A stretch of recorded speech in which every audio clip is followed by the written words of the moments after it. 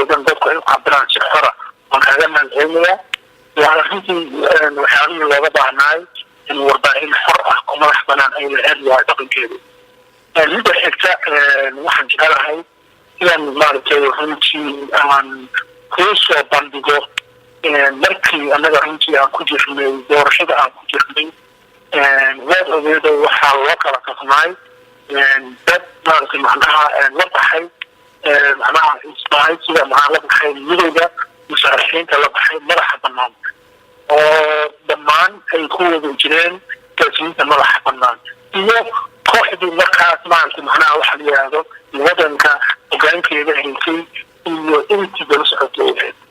markii anagu aan wada hadlaynay oo si hoose aan wada hadalnay waxaanu samaysanay heshiis hoose oo ah nin alla ninkii anaga laga mida ee guulaystaa in maaragtay maraahdo ula noqdo wadaad ula noqdo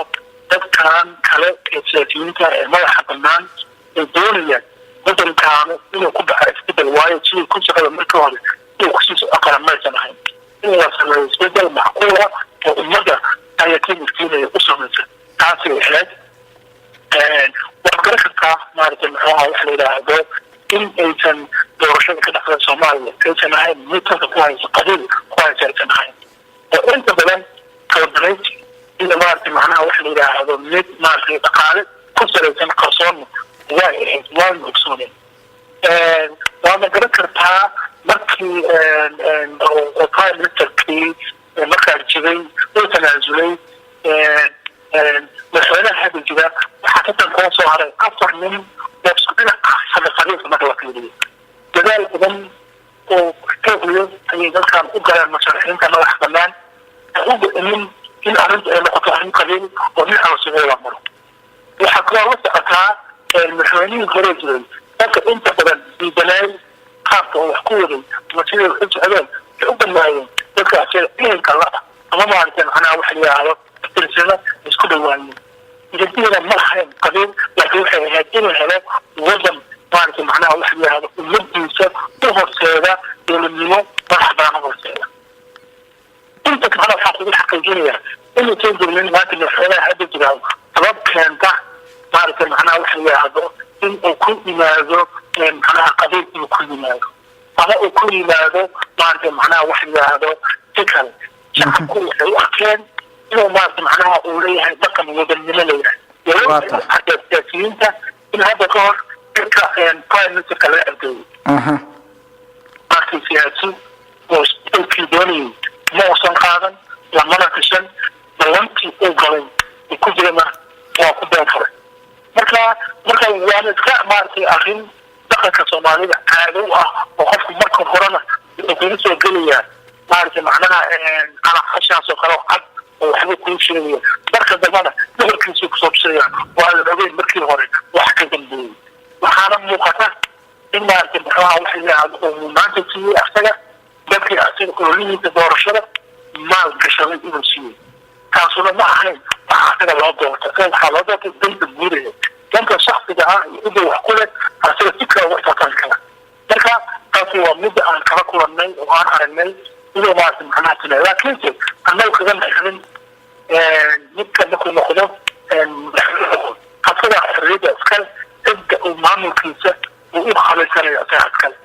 laakiinse waxa anaga naga dhexeeya oo aan rabnay waxay ahayd in sidii lagu ballamay oo ahayd wadankaas inuu ku dhaco isbedel dhanka wanaagsan oo u dhaqaaqo in la helo oo la helo dad muwaadiniin ah oo wanaagsan in la helo dadka deegaankana in la habeeyo sababtoo ah wadanku qabiil ku dhisan yahay baarlamaanku qabiil ku dhisan yahay dowladdii qabiil ku dhisantaa wax la inkari kara maaha laakiin waxaa loo baahan yahay in haddana wax wanaagsan la sameeyo laakiin markii arag dad maaragtay macnaha laga tira badan yahay meel walba aad keentay oo haddana maaragtay macnaha waxa la yidhaahdo